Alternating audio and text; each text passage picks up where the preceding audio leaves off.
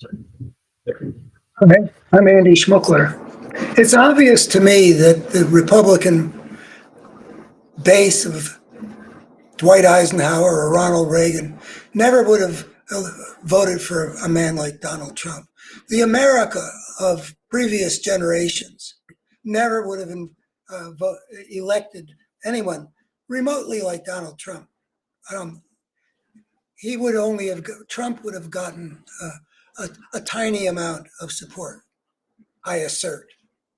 He has so many things which, in the America of previous times, seemed like automatic disqualifiers. He lies all the time. It's easy to prove. That would have been a disqualifier. Somebody who's been adjudicated a rapist, automatic disqualifier. Somebody who praised the Russian fascistic anti-American dictator Putin, choosing his version of things over the unanimous opinion of 17 American intelligence agencies, extorting someone who is part of the line being held against the most aggressive anti-American power of that Russia, obviously having committed crimes right in front of our eyes of inciting riot, insurrection, fomenting political violence. I mean, the list of things that you could say about him as an adjudicated rapist and an adjudicated insurrectionist, he is a terrible man. I think he is so terrible that you could, for one thing, you would have a hard time designing one to be more different from what previous generations of Americans would have said is required in an American president.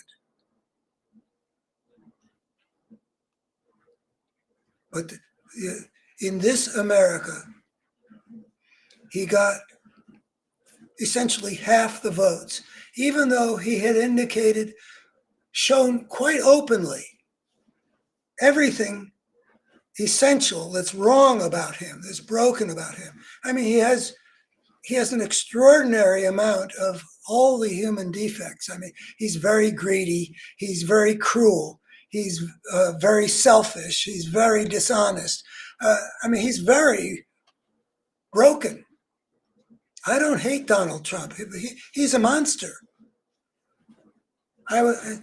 You could pick 100 names out of a telephone book, and I'm not sure you have a very good chance of coming up with one who would be less suitable to have serve as president in terms of whether he'd make things better or worse.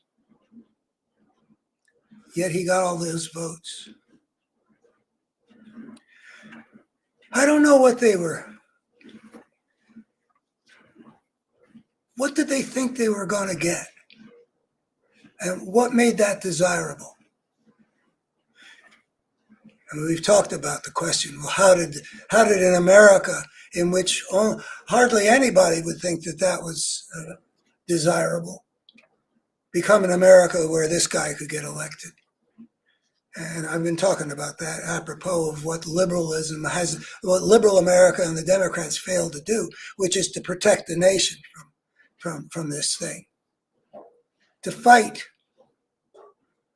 for the hearts and minds of Americans against the transformation that was being effected by people like Rush Limbaugh and Fox News, Karl Rove, and then Donald Trump, essentially taking it all the way.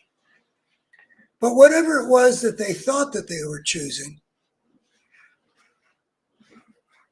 what is clear that they were choosing, and I'm not going to mince words and say, well, it's a matter of opinion. No, it's quite clear to me. I'm willing to assert this guy is a terrible person to choose for president.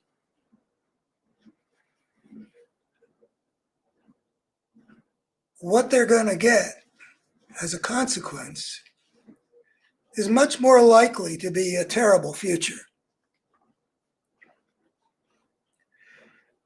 And I've written something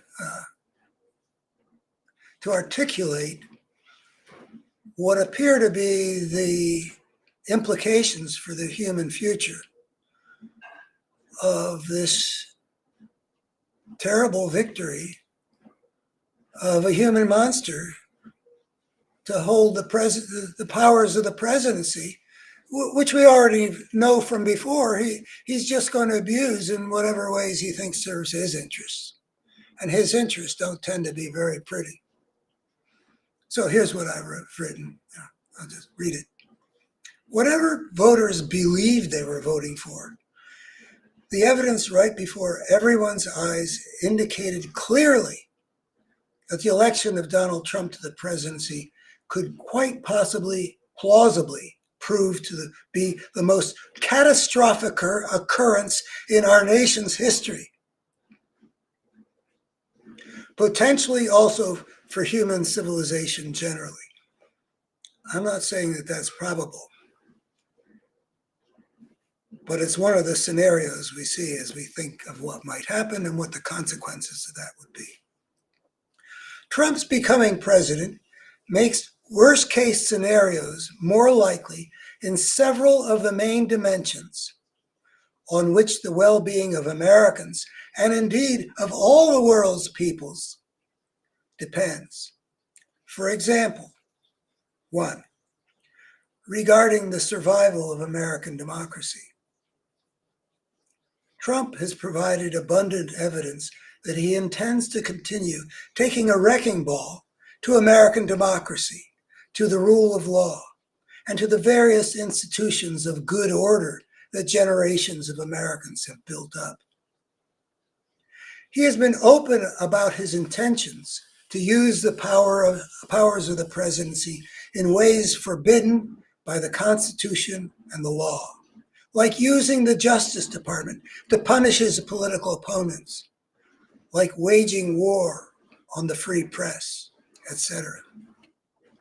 And all Americans should have been well aware that he became the first loser of a presidential election to refuse to concede defeat, though he knew that he had lost and used a big lie to overturn in an attempt to overturn the election and to incite an insurrection.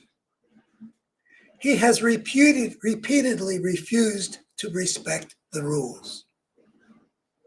And most recently, as president-elect, Trump has put forward nominees that are widely recognized as reflecting his intention to dismantle institutions vital to the America we have known. The Justice Department, the American military, agencies that protect public health. His nominee for Director of National Intelligence is someone who has been a mouthpiece for Russian propaganda, and whom the Russian state media have called a Russian asset. In the global battle between fascism and democracy, Trump's victory is clearly a huge setback for the forces of democracy. 2, regarding the question of whether the world will establish a peaceful order or remain beset by war. The whole world, including all our traditional friends in Western Europe, recognizes that the election of Donald Trump is a victory for the aggressor, the Russian dictator Vladimir Putin, who brought war back to the continent where the 20th century's 2 world wars emerged, and a continent that had made such progress in establishing a peaceful and cooperative order. Trump's assuming the presidency, international observers have understood, threatens the Ukrainians, who are fighting a war of survival against Trump's best buddy among the world's dictators, Putin. Trump's election is a victory for the kind of predators who have plagued human civilized history, who will use brute force to take what rightfully belongs to others. In the age of nuclear weapons, The survival of civilization will require overcoming the scourge of war with the establishment of an order where any would-be aggressor would regret breaking the peace. 3. Regarding the challenge of preserving our planet as a place where humankind and other forms of life can thrive. The community of people who devote themselves to what has been called the greatest challenge ever faced by humankind, meeting the challenge of the climate crisis, have understood that the victory of Trump is a major setback in the effort to get human civilization to respond appropriately to the dangers posed by our civilization's ongoing disruption of the planet's climate system. I don't have here the fact that everyone should know that he pulled us out of the Paris Agreement, which is humankind's somewhat lame but nonetheless better than nothing attempt to salvage the human future from the destructive forces that are still gathering momentum, that are already wreaking a lot of havoc on us and threaten to get a lot worse, especially if we don't clean up our act.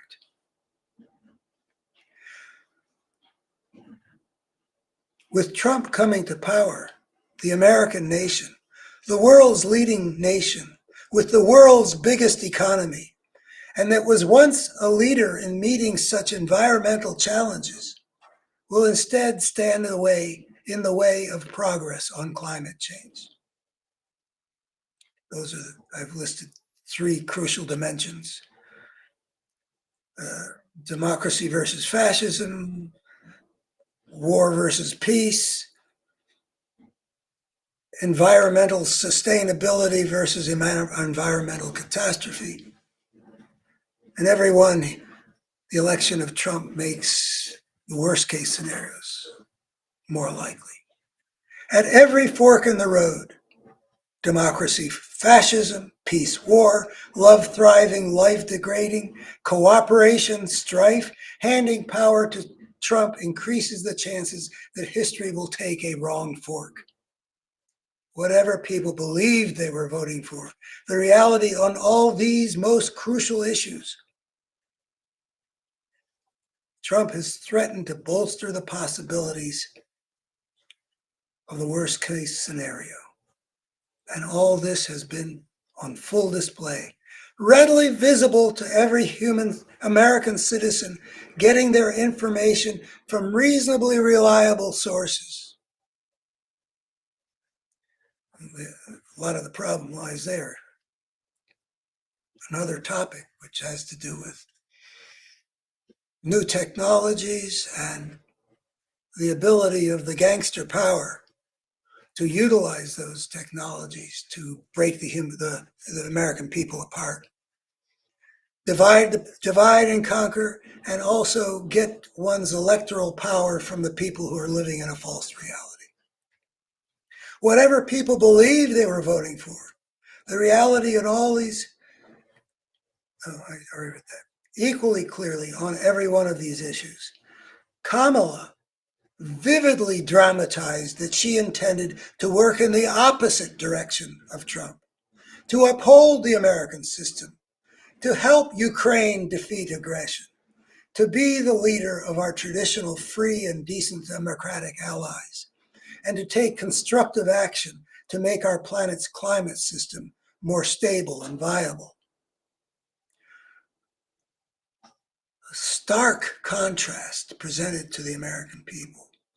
A contrast corresponding to destructive on the Trump side versus constructive on Kamala's side. And the American people elected the worst presidential candidate ever seen.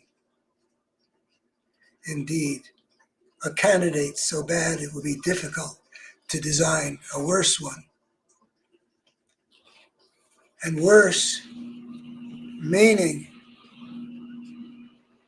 that all the energy coming from him works consistently to make things more broken, and therefore empowering him darkens our future along a host of dimensions.